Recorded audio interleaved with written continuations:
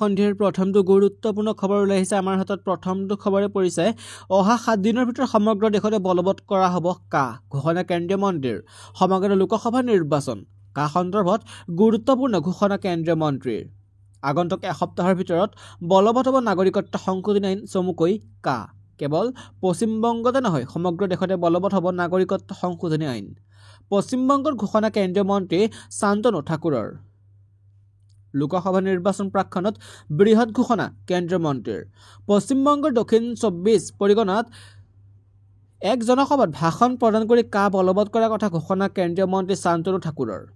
কেন্দ্ৰীয় মন্ত্ৰীগৰাকীৰ ঘোষণা অযোধ্যাৰ ৰাম মন্দিৰ উদ্বোধন কৰা হৈছে আৰু অহা 7 দিনৰ ভিতৰত সমগ্ৰ দেশতে কা কাৰ্যকৰী কৰা হ'ব এয়া মোৰ নিশ্চয়তা কেৱল পশ্চিমবংগতে নহয় এসপ্তাহৰ ভিতৰত ভাৰতৰ প্ৰতিখন ৰাজ্যতে কা কাৰ্যকৰী হ'ব উল্লেখ্য যে বিগত বৰ্ষতো পশ্চিমবংগৰ এক জনসভাত কেন্দ্ৰীয় গৃহমন্ত্ৰী অমিত শ্বাহে সমগ্ৰ দেশতে কা বলবৎ হ'ব বুলি কৈছিল 2019 চনৰ ডিচেম্বৰ মাহত সংসদে কা গৃহীত কৰি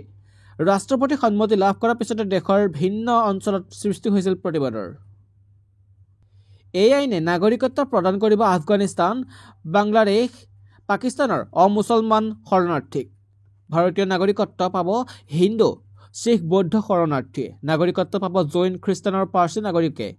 2014 ডিচেম্বৰ পূৰ্বে অহা লোকসকলে ভাৰতীয় নাগৰিকত্ব পাব কাৰ জৰিয়তে নাগৰিকত্ব প্ৰদান কৰা নহ'ব মুছলমান লোকক ওলোটা খবৰ নীতিশ কুমাৰৰ বিহাৰত বিজেপিৰ সৈতে মিলি নীতিশ দাই গঠন কৰিব চৰকাৰ 28 জানুৱাৰীত হ'ব পাৰে শপত গ্ৰহণ সূত্ৰৰ খবৰ অনুসৰি জেডিইউত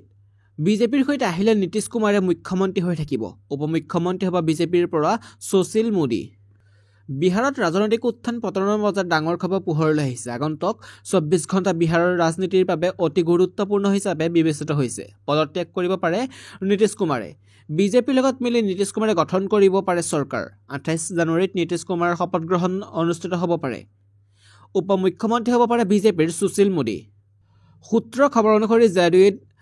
বিজেপিৰ সৈতে আহিলে নীতিশ কুমাৰে মুখ্যমন্ত্ৰী হৈ থাকিব উপমুখ্যমন্ত্ৰী হ'ব বিজেপিৰ পৰা সুশীল মোদী এও কোৱা হৈছে যে বিজেপিৰ পৰা দুগৰাকী উপমুখ্যমন্ত্ৰী হ'ব পাৰে বিধানসভা আৰু লোকসভা নিৰ্বাচন একেলগে অনুষ্ঠিত কৰাৰ সম্ভাৱনাক লৈ বিহাৰৰ বিজেপিৰ নেতাসকলে নিজৰ ৰায় দিয়া নাই সূত্ৰ অনুসৰি লোকসভাৰ সৈতে বিহাৰত বিধানসভা নিৰ্বাচনো অনুষ্ঠিত হ'ব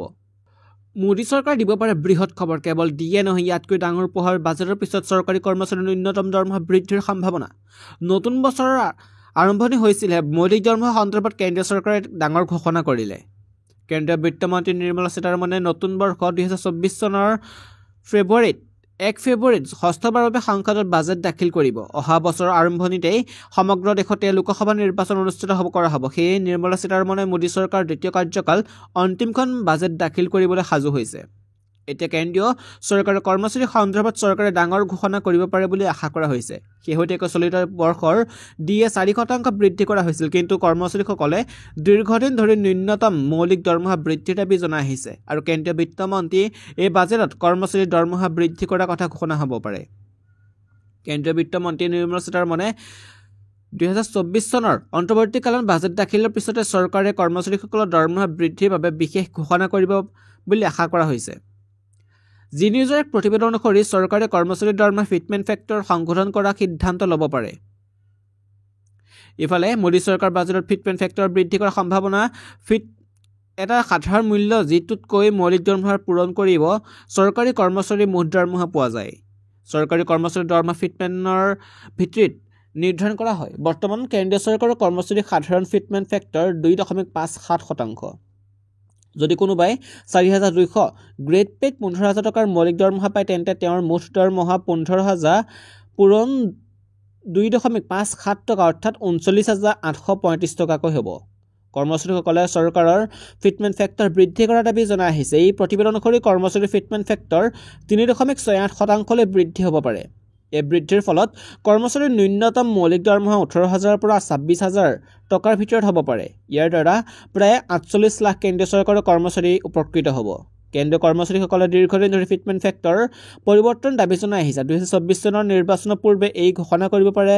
বুলি আশা কৰা হৈছে লাখ লাখ কৰ্মচাৰী কপালে ৰাজ্য আজি লাখ লাখ এনপিএছ কৰ্মচাৰী কপালে ৰাজ্য অমিত শ্বাহৰ অসম ভ্ৰমণৰ বিজেপিয়ে কাইলৈ এক প্ৰকাৰ সমাগত লোকসভা নিৰ্বাচনৰ ৰণদংকা বজোৱাৰ প্ৰস্তুতি চলোৱাৰ পৰতে একেদিনতে ৰাজ্যৰ কৰ্মবাদী সাজু হৈছে অসমৰ লাখ লাখ NPS কৰ্মচাৰী। NPS বাতিল কৰি পুৰণি পেঞ্চন ব্যৱস্থা পুনৰ প্ৰৱৰ্তন দাবীত কাইলৈ ৰাজ্যজুৰি তীব্ৰ প্ৰতিবাদী কাৰ্যসূচী ৰূপায়ণ কৰিব লাখ লাখ কৰ্মচাৰী।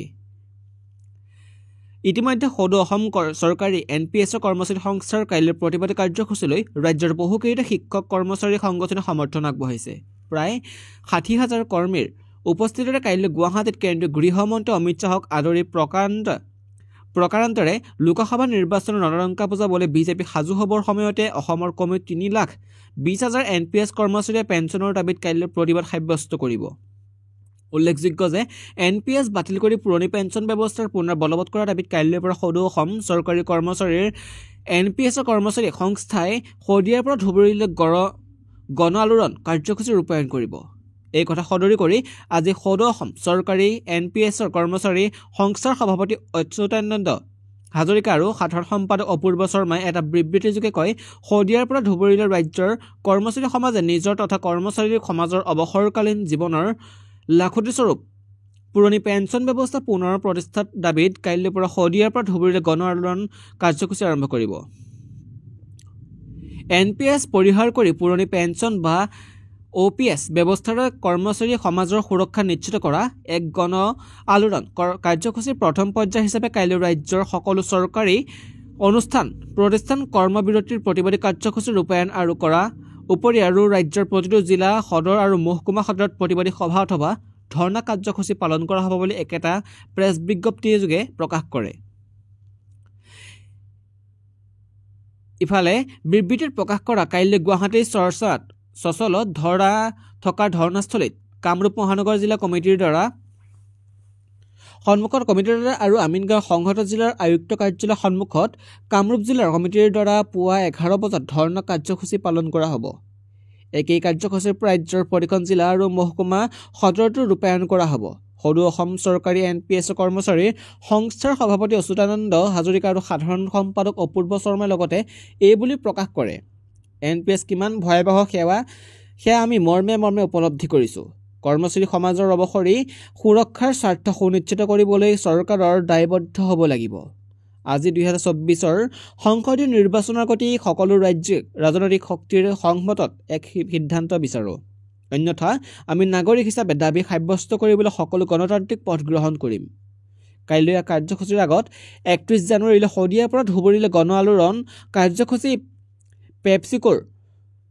দাবীত ৰাজ্যজুৰি প্ৰতিবাদ সাব্যস্ত কৰিব সদৌ অসম চৰকাৰী NPS কৰ্মচাৰী সংস্থাই।